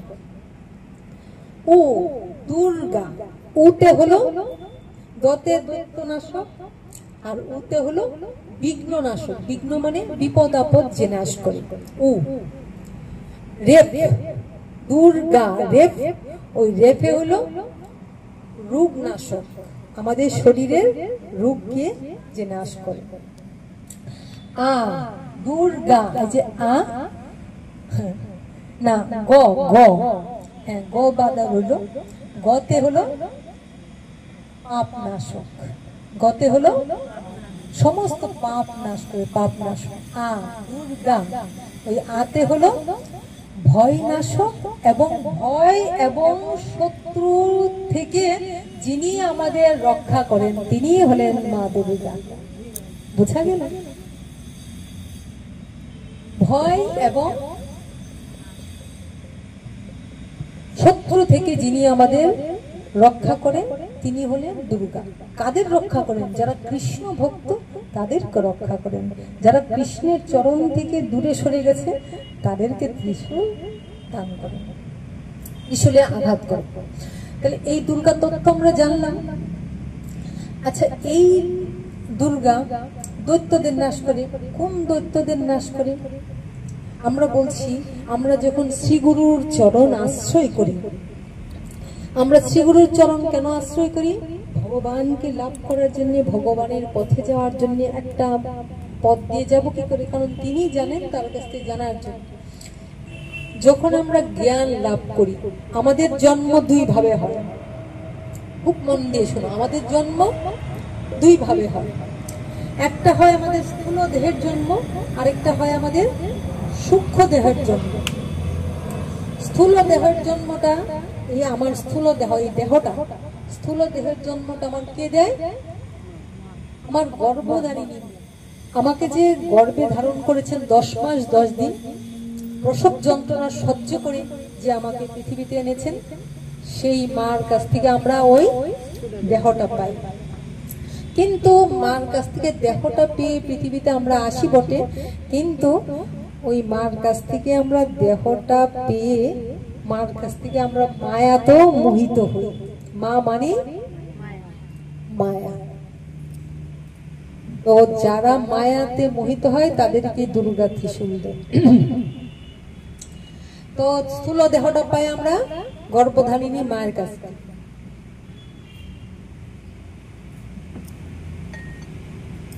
কিন্তু মা কিন্তু আমাদের উদ্ধারের পথ করতে পারে না। তাহলে ওই মায়ের আরেকটা রূপ হলেন গুরু। এই যে গুরু মাতা, গুরু পিতা, গুরু হন পতি। তাহলে এই মায়ের আরেকটা রূপ হলো আমার শ্রী গুরুদেব। কেমন ভাবে? ওই গুরুদেবের গর্ভ থেকেও আমরা জন্ম হই। কোন গর্ভ থেকে? সংস্কার জ্ঞান গর্ভ থেকে আমরা জন্ম হই। কারণ তিনি আমাদের সংস্কার দিয়ে, কি সংস্কার? এই তিলক পড়ো, এই মালা জপ করো, এই পথে যেও না, ওই পথে চলো। এটা কে করেন? মা করেন। হরি নাম করো, বাবার নাম স্মরণ করো, বাবাকে ডাকো। তাহলে তিনি আমাদের মায়ের রূপ। কেমন মায়ের রূপ? যেমন আমরা যদি স্থূল দেহ একটা মার গর্ভ থেকে পৃথিবীতে আসি, এই মা কিন্তু যাকে আমাকে দেখাবেন, আমরা চোখ খুলে কাকে দেখি? মা। ভয় পেলে, ব্যথা পেলে মুখে আসে মা, সুখেতে দুঃখেতে মুখে আসে মা। তোমার তুলনা তুমি, তাই তো তোমায় নবী, ধন্য তোমার স্নেহ সুধা মেখে। যতবার দেখি মাগো তোমায় আমি, স্বাদ মিটে না কবু তোমায় দেখে। সবাই বলে ভগবান সুন্দর, হবে না তো সুন্দর তোমার যে। যতবার দেখি মাগো তোমায় আমি। তাহলে ওই মাটা কে? আমরা চোখ খুলেই মাকে দেখি। কিন্তু মা যদি যাকে দেখাবেন, এই দেখো এটা তোমার বাবা, আমরা কিন্তু তাকেই বাবা জানতাম। যদি বাবা না হয়, মা যদি ভুল দেখায়, আমরা কিন্তু তাকেই বাবা জানতাম, তাই তো? তাহলে এই যে গুরুর চরণ আশ্রয় করছি, গুরুদেবই কিন্তু বাবাকে দেখান, হ্যাঁ, জগৎ পিতাকে দেখান। কারণ আমরা অজ্ঞান, আমরা অন্ধকার।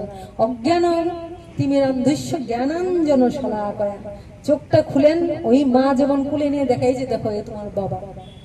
গুরু মাও আমাকে তেমনি ভাবে চোখটা খুলে জ্ঞান চক্ষু দান করেন।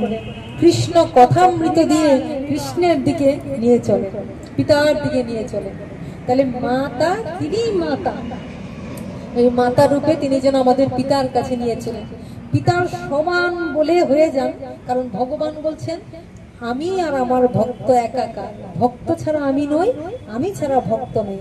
সেই রূপে তিনি আবার পিতার রূপ, গুরু আবার পিতারও রূপ, আবার তিনি পরম ব্রহ্মের রূপ, ভগবানের রূপ। যাই হোক, তো এই দুর্গা আবার কালীর রূপ ধারণ করেন। কেন কালীর রূপ ধারণ করে? ওই যে পড়ার কথা বলছিলাম, যখন পড়ায় শিক্ষা দিচ্ছে, জ্ঞান গর্ভ থেকে, গুরুর জ্ঞান গর্ভ থেকে আমাদের জন্ম হচ্ছে। আর এই জন্মটা হলো আসল জন্ম।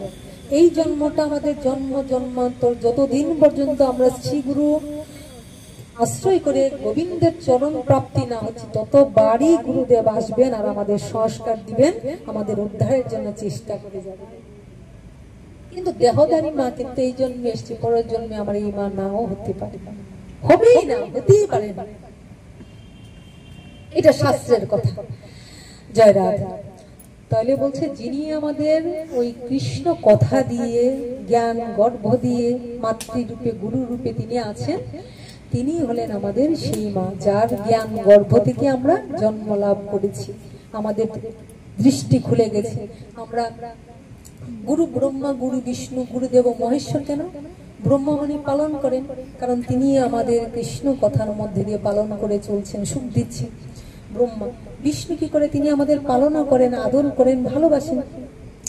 আবার মহাদেবের গুরু ব্রহ্মা, গুরু বিষ্ণু, গুরুদেব মহেশ্বর। মহেশ্বরের মতন তিনি কিন্তু আবার আঘাত করেন, গুরু আঘাত করেন। যখনই তার মধ্যে কোনো অবগুণ, খারাপ গুণ দেখছেন, তখন তার সঙ্গে তাকে আঘাত করেন। আচ্ছা, এইবার এই যে আমরা শিক্ষাটা নিচ্ছি গুরুর সান্নিধ্যে বসে, আমরা তার কাছ থেকে জন্ম হয়ে আমরা সন্তান রূপে, যারা গুরুর আশ্রয় হয়ে গিয়ে গুরুর জ্ঞান গর্ভ থেকে, সংস্কার থেকে জন্ম পেল, তারা সন্তান। আর সন্তান রূপে তারা জ্ঞানটা লাভ করছে, পরম পিতাকে জানতে চেষ্টা করছে, পরম পিতার দিকে এগোতে চেষ্টা করছে। এবার এগোতে গিয়ে এখানে কিন্তু দুই ধরনের সন্তান হয়। জয় রাধা। সবাই মন দিয়ে শোনো, জ্ঞান শ্রবণ করেও এখানে দুই রকম সন্তান হয়। এক ধরনের সন্তান হয় রাম সম্প্রদায় ভুক্ত,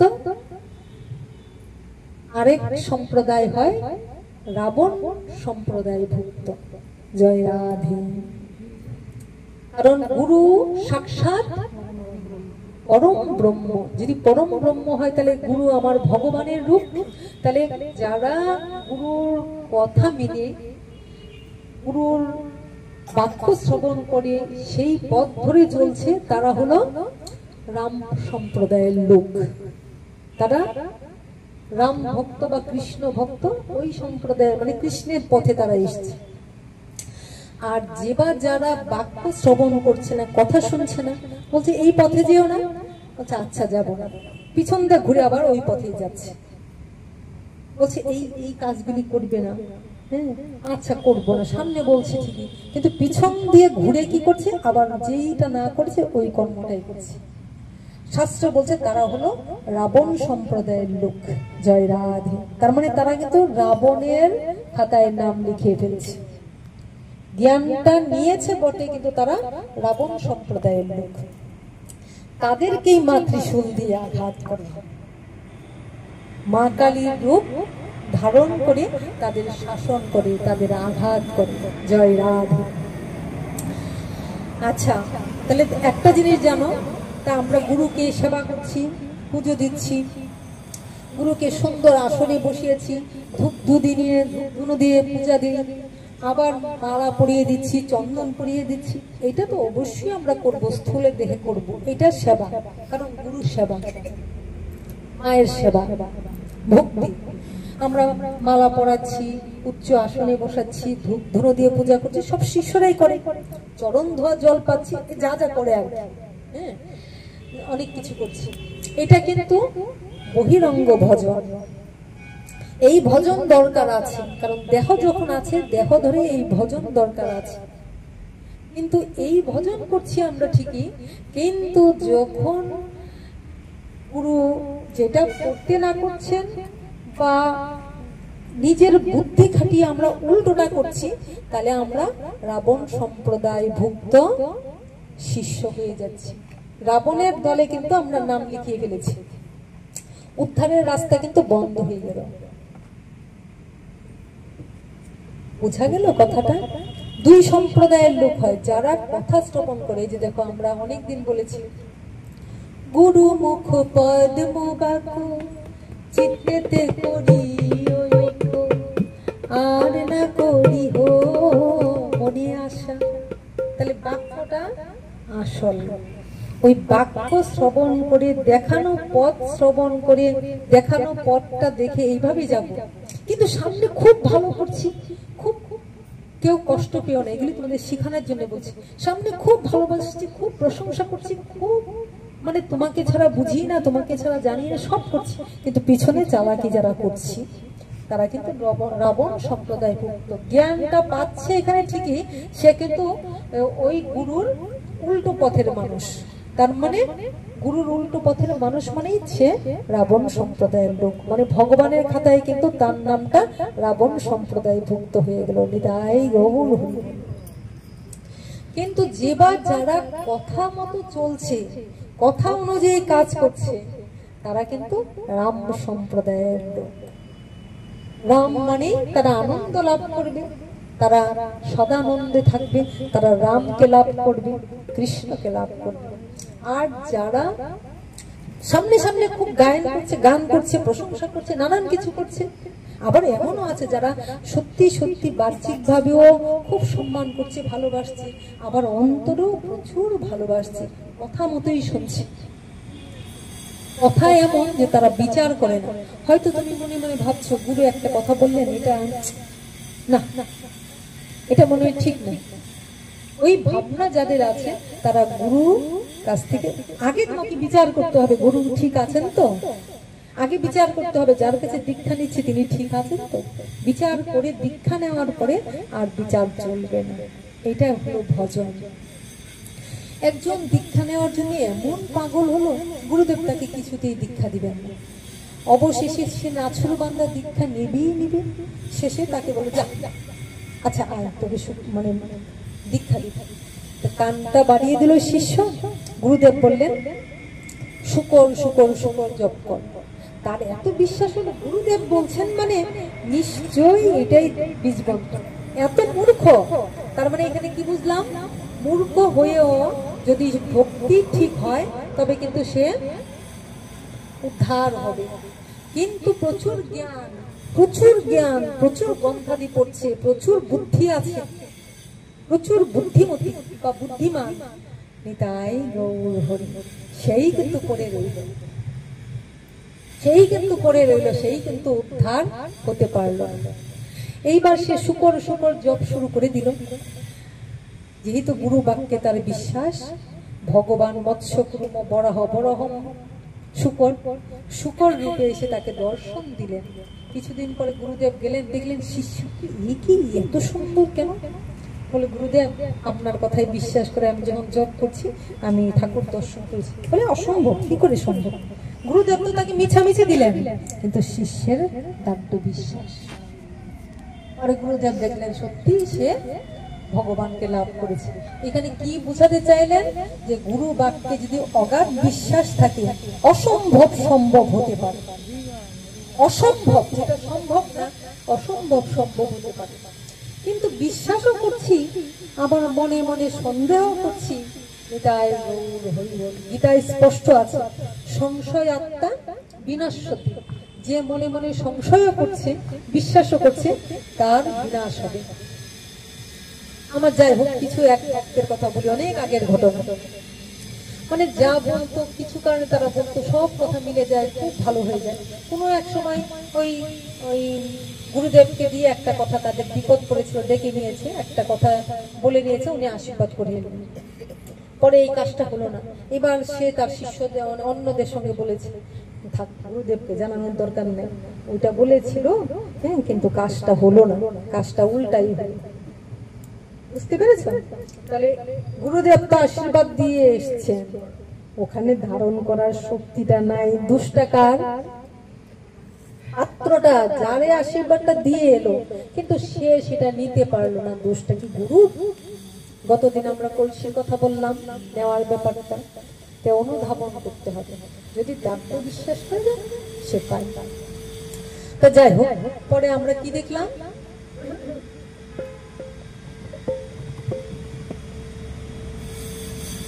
রাম সম্প্রদায় আর রাবণ সম্প্রদায়, দুইটা আমরা পেলাম। রাবণ সম্প্রদায় কি করবে? রাবণ সম্প্রদায় মানে ধ্বংসের দিকে আমাদের টেনে নিয়ে যাবে। আর রাম সম্প্রদায় মানে আমাদেরকে আনন্দের দিকে ধাবিত করবে। এটা কি আনন্দ? জাগতিক আনন্দ নয়, অপার্থিব আনন্দ। কারণ ওই স্থূল দেহের সঙ্গে যুক্ত, যে দেহের কাছে থাকলেই তার সুখ পেলাম বা তার সঙ্গ পেলাম না। যখন সে স্থূল দেহের কাছে ডেকে ভালোবাসছে তখন তার স্থূল দেহের সঙ্গ পেলাম, ঠিক আছে। যখন তাকে দূরে সরিয়ে দিচ্ছে তখন দূরে থেকে ওইটা স্মরণ করতে হবে, তখন আমি সূক্ষ্মভাবে তার সঙ্গ করছি। যা যা করে আসছে সেটা চিন্তন করতে হবে, ওখানে বসে স্মরণ করতে হবে, সূক্ষ্ম দেহে আমি তার সঙ্গ করছি। স্থূল দেহের সঙ্গ গেল, সূক্ষ্ম দেহের সঙ্গ গেল, আবার হয়তো বা কোনো কারণে ডাকছে না, কোনো অভিমান রাখা যাবে না। অভিমান ভালোবাসতেই হয়, একটা এটা স্টেজ, একটা রাস্তা।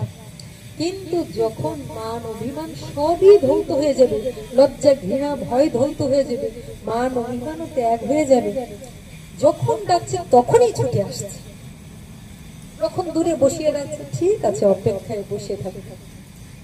যেমন ব্রজগোপিকারা, কৃষ্ণকে কত ভালোবাসছে, কিন্তু কৃষ্ণ তাদের কাছে ডাকেনি, তারা সেখানেই বসেছিল। কিন্তু যখনই বংশীধ্বনি মানে ওই যে 7টা ছিদ্র, মানে কাকে কাকে ডাকে সেটা তারা বুঝতে পারে, মানে যার সাথে যার দরকার সে ডাকছে, তখন তারা ছুটে আসছে। এটা হলো বংশীধ্বনি। তখন মান অভিমান নেই তো, বা ঠিক আছে, আমার প্রথমত যখন কাজটা হলো না, তাহলে ঠিক আছে, জয় রাধে, ওইটাও গুরু সেবা হলো না, কারণ বাক্য নষ্ট হয়ে গেল। কোনো কারণে যে কিছু হলে বলতে হবে, এরকম ওরকম পারছি না, কিন্তু হয়তো ডাকলো, কিন্তু মনে মনে অভিমান রয়ে গেল। অভিমান থেকে যে না, ঠিক আছে, যতটুকু পারছি করছি, যতটুকু পারছি না করছি না, নিতাই গৌর। ওই যে অন্তরের অভিমান রইলো, আর এই যে কর্মটা করলাম ওইটাও কিন্তু নিতাই গৌর। এই যে চালাকি বুদ্ধিটা করলাম আর করে ইচ্ছা মতো কাজটা করলাম, ওইটাও আমি রাবণ সম্প্রদায়ের খাতায় নাম লিখছি। এগুলি কেন বলা? এগুলি আমাদের ভুল হয় সংশোধন হওয়ার জন্য, আর কোনো কারণে না। এগুলি আমাদের ভুল হয় জানতে জানতে, শুনতে শুনতে, শিখতে শিখতে আমাদের ভিতরে পরিবর্তন হয়ে যায়। আচ্ছা, এইবার মা কালীর রূপটা কেন ধারণ করলেন? দুর্গা রূপে, তাও তো কখনো তিনি মহামায়া, কখনো যোগমায়া। যখন কৃষ্ণের সঙ্গে তিনি যদি মনে মনে ভাবেন যে তাকে আমি কৃষ্ণ ভক্তি দান করব, তখন তিনি যোগমায়ার রূপ ধারণ করে কাছে টানেন।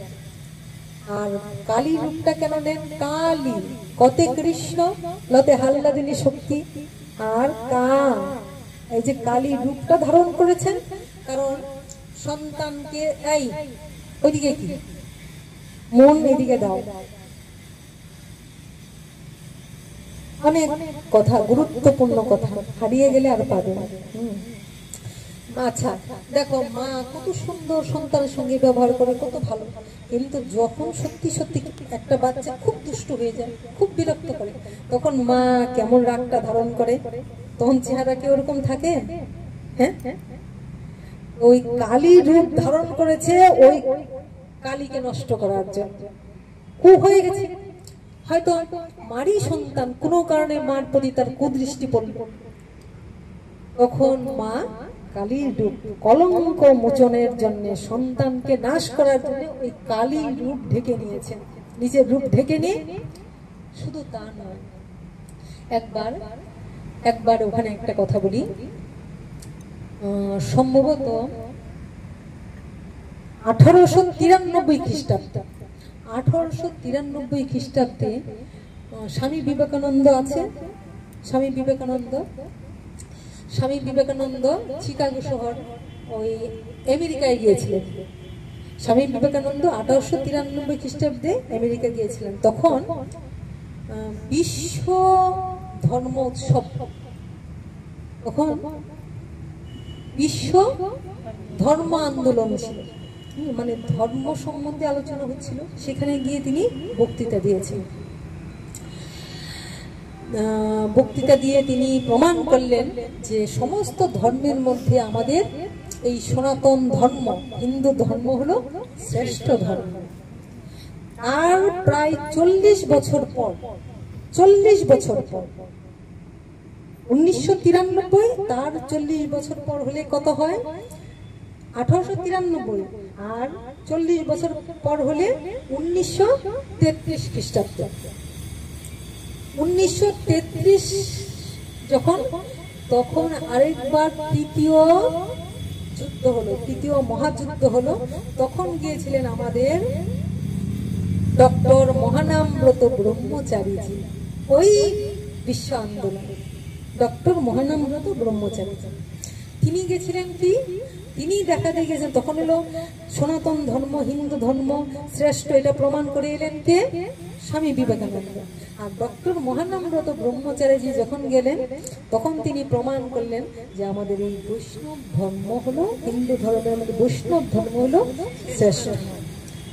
যত ধর্ম আছে শাক্ত এই সেই চলছে আমরা, কিন্তু বৈষ্ণব ধর্ম হলো সর্বশ্রেষ্ঠ ধর্ম। তখন তাদের আমেরিকাতে সমস্ত নরনারীর সামনে তিনি ভাষণ দিলেন, বৈষ্ণব ধর্মকে শ্রেষ্ঠ করলেন। তখন একজন নারী উঠে প্রতিবাদ করল, উঠে দাঁড়িয়ে বললেন, আপনি তো বলছেন বৈষ্ণব ধর্মের উপরে কোনো ধর্ম নেই, আপনাদের বৈষ্ণব ধর্ম শ্রেষ্ঠ কি করে হতে পারে? আপনাদের বৈষ্ণব ধর্ম তো শ্রেষ্ঠ হতে পারে না, কারণ আপনারা উলঙ্গ নারীর সেবা করেন। মাকে উলঙ্গ না, মা কালীকে উলঙ্গ দেখাচ্ছে না, উলঙ্গ নারীর যেখানে পূজা করেন, সেবা করেন, সেখানে বৈষ্ণব ধর্ম আবার শ্রেষ্ঠ কি করে হয়? মহানামব্রত ব্রহ্মচারীজি বললেন, মাগো, ওই মেয়েটাকে ডেকে বললেন, মাগো তুমি তো একটা নারী, তাই ওই নারী রূপের এমন যে মার যে উলঙ্গ রূপে সেবা দেওয়া হয়, এটা দেখে তোমার মনে কষ্ট হয়েছে, তাই তুমি বলছো। আচ্ছা তাহলে তোমাকে একটা গল্প বলি, ওই গল্পটাই আমি তোমাদের বলছি, তাদের ভুল ধারণাটা ভাঙালে। কি ধারণা? বলছে মা কালী, মা তো সুন্দর, মা এমন রূপ কেন করলেন? ইচ্ছা করে করেছেন? আচ্ছা, এই যদি মায়ের সামনে কিছু দুষ্কৃতিকারী, মানে মায়েরই তো সন্তান সবাই, কিছু দুষ্ট, এই যে বললাম রাবণ সম্প্রদায় আর রাম সম্প্রদায়, এবার দুষ্কৃতিকারী দুষ্ট ছেলেরা যদি মায়ের ভালো ছেলেগুলির উপরে অ্যাটাক করে, আক্রমণ করে, যে আমি তাদের হত্যা করবো, খুন করে ফেলবো, মেরে ফেলবে, এবার মা কি করবে? যারা ভালো সন্তান তাদের মা রক্ষা করতে চাইবে, তো মা বুঝাতে চেষ্টা করছে, মা তাদের আটকাতে চাইছে, কিন্তু তারা তো মাকেই মানছে না, অসুর হয়ে গেছে। কারণ একটু একটু দানা বাঁধতে বাঁধতে তারা রাবণ সম্প্রদায় হতে হতে আস্তে আস্তে দুষ্ট বুদ্ধি আস্তে আস্তে কিন্তু তারা অসুর হয়ে যায়। মাকেই তো মানছে না, মার কথা শুনছে না। এইবার তারা কি করছে? মা তাদের শাসন করছে, তখন তারা উল্টা তেড়ে আসছে মারার জন্য, মায়ের সামনে থেকে মার সন্তানগুলিরে মারবে। এবার মা বেঁচে থাকতে কি তার ভালো সন্তানগুলিকে মারতে মা দিবে? তখন মা কি করলো? তার চেহারা পাল্টে নিল। তখন মা তার এই যে সুন্দর চেহারা, মমতাময়ী চেহারা, ওই চেহারা পাল্টে কালী রূপ, করাল রূপ। কালী মানে কাল, কাল, কাল মানে মৃত্যু, সাক্ষাৎ মৃত্যুর রূপ ধারণ করলেন। কালী মানে কাল। আচ্ছা কাল কি? কাল মানে মহাকাল, যে আমাদের মৃত্যু। ওই মহাকালের, মহাকাল কাকে বলে? মহাদেবকে। তো মহাকালকে যে পায়ের নিচে রাখে সে হলেন মহাকালী। রাধে রাধে।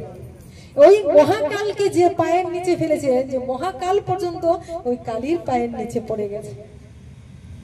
তাহলে যে মহাকালকে, যে মহাকাল মায়ের পায়ের তলে পড়ে গেছে, তাহলে সেই হলেন কালী। এমন উগ্র হয়ে গেছেন তাকে থামানো যাচ্ছে না, কারণ সন্তান এত উগ্র হয়েছে, আমি তাকে মারবই। মা তোর কত রঙ্গ দেখবো বল, মা তোর কত রঙ্গ দেখবো বল, আর কত কাল সইব এ ছল, আর কত কাল সইব এ ছল, মা তোর কত রঙ্গ দেখবো বল।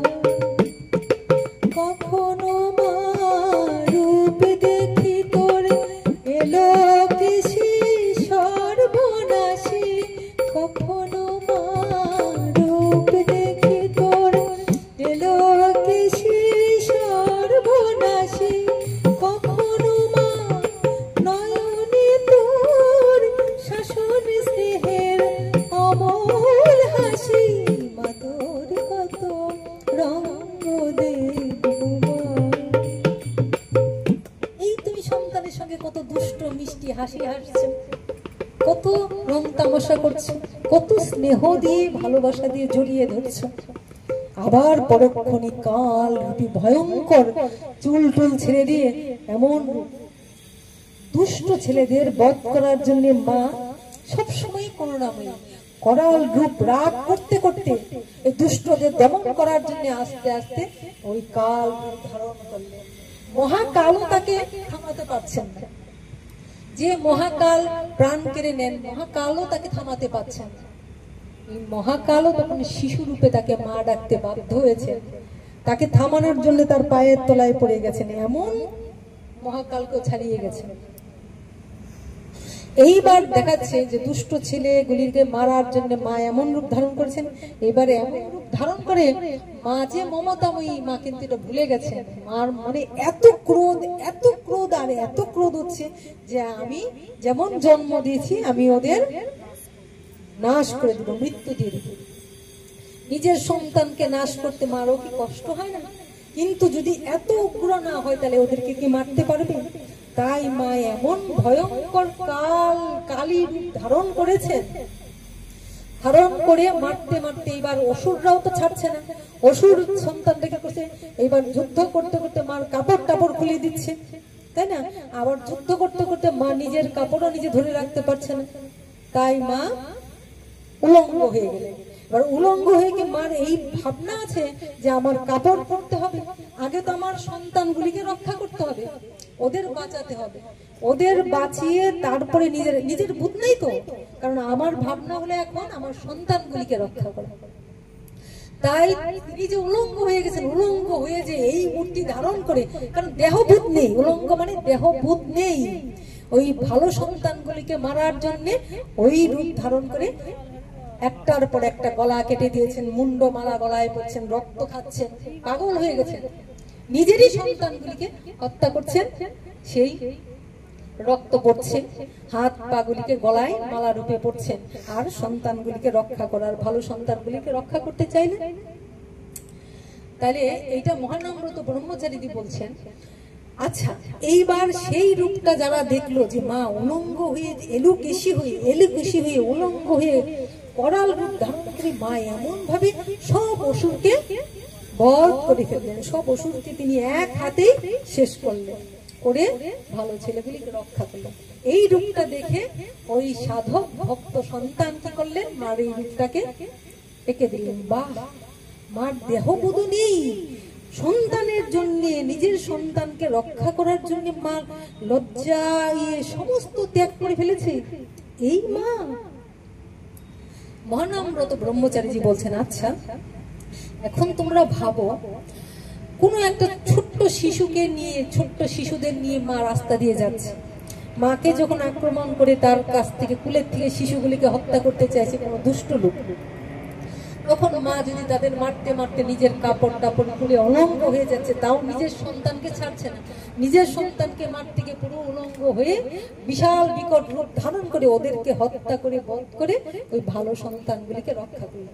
এইবার সেই সন্তান যখন বড় হয়ে শুনল যে আমার মা এমন এক ঘটনা ঘটিয়েছিল, যখন আমি মার সঙ্গে ছিলাম তখন আমাদের রক্ষা করতে গিয়ে মা এমন বিকট করাল রূপ ধারণ করে, নিজের দেহ বুধ ভুলে গিয়ে মা এমন রূপে আমাদের রক্ষা করেছিল।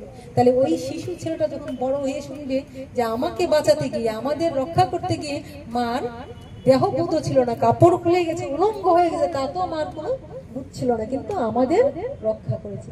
তাহলে এই সন্তানটা শোনার পরে মাকে মন্দ ভাববে নাকি মাকে পুজো করবে, প্রণাম করবে? পুজো করবে না প্রণাম করবে? আমার মা এত এত লোকের মধ্যে আমার মা আমাকে রক্ষা করার জন্য, আমাদের রক্ষা করার জন্য এমন রূপ ধারণ করেছে, ধন্য মা, ধন্য। মায়ের পায়েই তো পড়বে। মহানামব্রত ব্রহ্মচারীজি বললেন যে হিন্দু ধর্মে যে কি তত্ত্ব লুকানো আছে, সনাতন ধর্মে যে কি তত্ত্ব লুকানো আছে, এটা তো তোমরা ধারণা করো না। ওই সন্তানরা মায়ের যে এই রূপে, মা যে সমস্ত ভুলে এমন করেছিল, ওই রূপটাকে চিন্তা করে তারা ভক্তি ভরে মায়ের এই রূপের পূজা করেছে। হ্যাঁ, এইবার তোমাদের মনে হতে পারে, মানে মহানামব্রত ব্রহ্মচারীজি বলছেন, তোমাদের মনে হতে পারে এটা তো কত বছর আগে হয়েছে। হ্যাঁ, সেটা 1933 সালে হয়েছে। তো এখন তো অনেক আধুনিক যুগ হয়েছে, এখনো কি মাকে ওই রূপেই পূজা করার দরকার আছে? যখন হয়েছিল হয়েছিল, তো এখন মাকে ওরকম কালী মাকে উলঙ্গ রূপে এইভাবে পূজা কেন করছে? ঠিক আছে, তো মানলাম ওটা শ্রদ্ধা করে ভক্তি করে, তাদের তো ওই শরীরের প্রতি নেশা না, তাদের ভাবনাটা হলো মাকে প্রণাম করা, যে মার এই রূপটাও আমরা প্রণাম করি। তাহলে তোমাদের মনে হতে পারে এখন এত বছর হয়ে গেছে, এখন আমরা আধুনিক যুগের মানুষ, এখন আমরা অনেক কিছু, এখনো মাকে কেন এই রূপে পূজা করছি? সেটাও শোনো, মহানামব্রত যে ব্রহ্মচারী বলছেন সেটাও শুনে রাখে। কারণ আমরা যেটা মনে মনে ভাবি, লজ্জা লজ্জা চিন্তা করে আমরা প্রকাশ করি না, সত্যকে আমরা জানি না, তাই আমাদের মধ্যে অনেক জটিলতা আমরা বুঝতে পারি না। সত্যকে অনুধাবন করলে আমরা বুঝতে পারবো সত্য কি। তখন মা করেছিল কিছু এই দৈত্যকে নাশ করার জন্য। মা কালী কাদের কাদের বধ করেছিল? ষণ্ড, অমর্ক, শম্ভ, নিশম্ভ, এদেরকে বধ করেছিল। তখন কতগুলি দৈত্য ছিল, এদেরকে বধ করেছিল। কিন্তু এখন যে দৈত্য তার চেয়ে বেশি হয়ে গেছে। ঘরে ঘরে মা সন্তানের দৈত্য হয়েছে, ঘরে ঘরে সন্তান দৈত্য রূপ আছে। শুধু ঘরে কেন, এখন দেহের মধ্যে, এই মায়ের দেহ থেকেই যে সন্তান বেরোচ্ছে সে দৈত্য হয়ে যাচ্ছে। শুধু তা কেন, আমাদের শরীরের মধ্যে দৈত্যগুলি আছে। তখন শম্ভ, নিশম্ভ, অর্ক, কি এই যে দৈত্যগুলি 4টা 5টা দৈত্য ছিল, আর এখন ঘরে ঘরে দৈত্য, আশেপাশে দৈত্য, আর আমাদের শরীরের মধ্যেও এই দৈত্যগুলি আছে। কি দৈত্য? কাম, ক্রোধ, লোভ, মদ, মোহ, মাৎসর্য। তাহলে আমাদের দেহের মধ্যেও এই দৈত্যগুলি আমাদেরকে প্রতিনিয়ত যন্ত্রণা দিচ্ছে। তাহলে মার শরীরের মধ্যে যে এই দৈত্যগুলি কি করছে? উঠতে চাইছে, জেগে উঠতে চাইছে। তা মা কি করছেন? ওই দৈত্যগুলিকে মেরে দিচ্ছেন। বুঝতে পারলে তোমরা? এমন সুন্দর করে তিনি বললেন, আমাদের যে দেহের মধ্যে দৈত্যগুলি আমাকে কামনার দিকে ছুটাচ্ছে, মোহর দিকে ছুটাচ্ছে, ক্রোধ আসছে, লোভ আসছে, এই দৈত্যগুলি চাইছে আমাদের জয় হোক, মা নিস্তেজ হোক। কিন্তু মা ওই দৈত্যগুলিকেও বধ করছে। তাই তো মায়ের এই রূপ। ওই দেহের কামনায় এমন কাম, ক্রোধ, লোভ, মোহ, মাৎসর্য, তাই মা অসম ছেড়ে দিয়েছে। তাই এই রূপে মায়ের পূজা করা হয়। তাই যেন সন্তান কত কাকুতি নিয়ে, কত মিনতি নিয়ে কি বলছেন? বসন পরমা, বসন পরমা, বসন পর পরমা গো, বসন পরমা,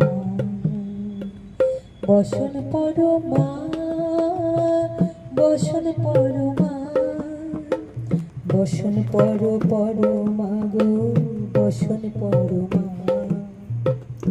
তারপরে কি লাইনটা? কালী ঘাটে কালী তুমি, কৈলাসে ভবানী, কালী ঘাটে কালী তুমি, কৈলাসে ভবানী, বৃন্দাবনে রাধা প্যারে, গোকুলে গোপিনী। আপনাকে যাই হোক, তো তুমি তো সেই মা। মা মানে মাই, মার রূপ মাই হয়। মাকে কি বসন করানো যায়? মা, মা কথাটি ছোট্ট অতি, কিন্তু জানো ভাই, ইহার চেয়ে নাম যে মধুর এই ত্রিভুবনে নাই। মাকে কে বসন করাবে? বলছে তাকে বলা হয় দিগম্বরী, মানে পূর্ব, পশ্চিম উত্তর দক্ষিণ চারদিকেই যাও, একটা দিক ধরে যাও, পূর্ব দিকে যাও, যেতে যেতে যেতে যেতে পূর্ব দিকের যদি শেষ সীমান্ত খুঁজে পাবে না, যদি শেষ সীমানা খুঁজে পাও তাহলে সেইখানে মায়ের বসন রয়েছে। পশ্চিম দিকে যাও, গিয়ে যদি ওটার শেষ সীমানা খুঁজে পাও, ওখানে মায়ের বসন আছে। উত্তর দিকে যাও, যদি শেষ সীমানা খুঁজে পাও, ওখানে বসন। দক্ষিণ দিকে যাও, গিয়ে যদি ওখানে শেষ সীমানা পাও, তবে সেখানে বসন রয়েছে। ওই চারদিকেই মা মা মা। তাহলে ওই চারটা দিকে যে দিগম্বরী, চারদিকের শেষ মাথায় গেলে কাপড় পাওয়া যাবে। কত মাকে তুমি কাপড় পরাবে? মা মানে সন্তানের কাছে মা পবিত্র জিনিস, ভালোবাসার জিনিস। মা মানে ওই মায়ের গর্ভে আমরা সবাই আছি, মায়ের পেটের ভিতরে আমরা আছি। তাহলে সেই মাকে সম্মান করতে শিখো, সেই মাকে ভালোবাসতে শিখো, দেবী রূপে আসনে বসিয়ে পূজা করতে শিখো। মা মানে মায়ের গর্ভে আমরা আছি, এটা তিনি দেখালেন। তাহলে সেই মাকে, যেই মায়ের গর্ভে আমরা আছি, যেই মা কিনা প্রসব যন্ত্রণা কষ্ট সহ্য করে সন্তানকে জন্ম দিচ্ছে, সেই মাকে তুমি বসন পরিয়ে থাকতে চাইছো?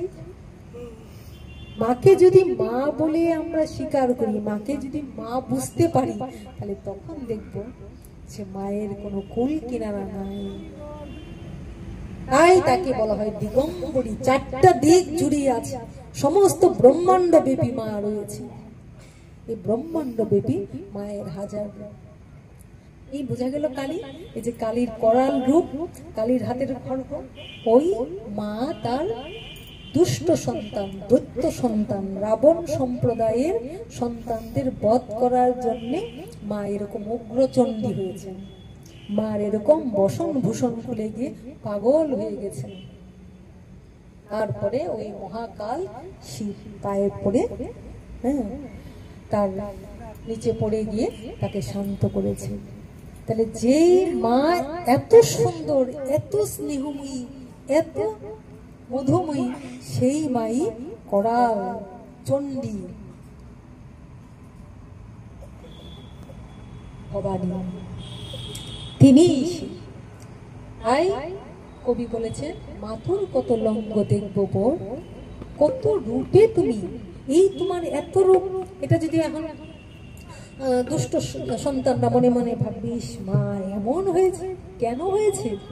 মাকে বাধ্য করেছে এমন হতে, মাকে ওই রূপ ধারণ করে হত্যা করার জন্য, এই রূপ করতে এই দুষ্ট সন্তানগুলি বাধ্য করেছে। মা ওই রূপ না হলে তার সন্তানদের গলা কাটবে কি করে, হত্যা করবে কি করে, ভালো সন্তানগুলিকে রক্ষা করবে কি করে? তাহলে এই হলো মা। মায়ের ধন সন্তানে পাই তুমি পিতা হয়ে, মায়ের চরণ হৃদয়ে ধরলে কোন বিচারে। মায়ের ধন সন্তানে পাই তুমি পিতা হয়ে, মায়ের চরণ হৃদয়ে ধরলে কোন বিচারে। কোন বিচারে বুঝতে পারলে? কোন বিচারে? তাকে শান্ত করার জন্য। কারণ মাকে শান্ত না করলে পৃথিবী শান্ত হবে না। মাকে যদি শান্ত না করে, পৃথিবী ধ্বংস হয়ে যাবে। তো সন্তান বলছে, মায়ের ধন সন্তানে পায়, তুমি পিতা হয়ে মায়ের চরণ হৃদয়ে ধরলে কোন বিচার? এটা কি বিচার? ওই বিচার। তাকে যদি রক্ষা না করি, সর্বনাশ হয়ে যাবে। ভোলানাথের ভুল ধরেছি বলবো মাগো তারে তারে, ভোলানাথের ভুল ধরেছি বলবো মাগো তারে তারে। এই তো আমার সাধনা, এই তো কামনা, এই তো আমার সাধনা, এই তো কামনা। জয় রাধে। এইটাই হলো সাধকের সাধনা। তো সাধনা না করলে, সাধুর কাছে না আসলে ওই তত্ত্ব অনুভব করা যায় না। সারা জীবন দেখে আসছে মূর্তি, তাই পূজা করি, তাই প্রণাম করি, কিন্তু তত্ত্ব কিছুই জানলাম না। তত্ত্বদর্শীর কাছে, সাধুর কাছে গেলে আমরা এই সত্যের সন্ধান পাই, তখন আমাদের ভক্তি হয়, তখন আমরা ভক্তি ভরে পূজা করতে পারি। তা আজ এখানে মায়ের অনেক গান করা হলো, বসন্তরার গানও করা হলো। মাকে তিনি কৈলাসের ভবানী, তিনি বৃন্দাবনের রাধারানী, আবার তিনি না, তার মধ্যে আরো শক্তি। মার থেকে 5টা সন্তান হয়, কেউ মায়ের সমান সমান শক্তি কিছু অর্জন করে, তাই বলে সেই তো মা নয়, মায়েরই শক্তি, তাই না? যেই সন্তানগুলি মাকে ভালোবাসে, মায়ের কথা মতো চলে, তারাই তো মায়ের গুণগুলি তাড়াতাড়ি নিতে পারে। তো যাই হোক, আজ এখানে ভগবানের কথা, হরি কথা বিশ্বাস করব, নিশ্চয়ই 1 ঘন্টার উপরে হয়ে গেল না? সে মহাদেবের লীলাটা 1 ঘন্টার উপরে না? নিশ্চয়ই এই তত্ত্বটা আজকে শেষ করলাম। 1 ঘন্টা 31 মিনিট, নিশ্চয়ই এখানকার 1.5 ঘন্টা, এখানের এই তত্ত্বগুলি নিশ্চয়ই পুরোটা তোমরা জানতে না, বুঝতে পারবে, মনে রাখবে সেটা। তাহলে ওই বাবা মাকে আশ্রয় করেই ভগবান পৃথিবীতে এসে লীলা করেন। তো কালকে থেকে আমরা ভগবানের একটু লীলা আস্বাদন করবো। জয় নিতাই। বাঞ্ছা কল্পতরুভ্যশ্চ কৃপা সিন্ধুভ্যেব চ পতিতানাং পাবনেভ্যো বৈষ্ণবেভ্যো নমো নমঃ। আমরা আজকে ভোলানাথের জয় দিলাম, মা দুর্গার জয় দিলাম, মা কালীর জয় দিলাম, রাধারানীকেও আমরা আকর্ষণ করছি, সবটা আমরা আস্বাদন করব। জয় ভোলানাথ, জয় ভোলানাথ, জয় শিব শম্ভু, তারপর জয় মা দুর্গা, জয় মা কালী, নিতাই গৌর রাধে শ্যাম। বলো হরে কৃষ্ণ হরে রাম, নিতাই গৌর রাধে শ্যাম। বলো হরে কৃষ্ণ হরে রাম, হরে কৃষ্ণ কৃষ্ণ কৃষ্ণ হরে হরে, হরে রাম হরে হরে, হরে কৃষ্ণ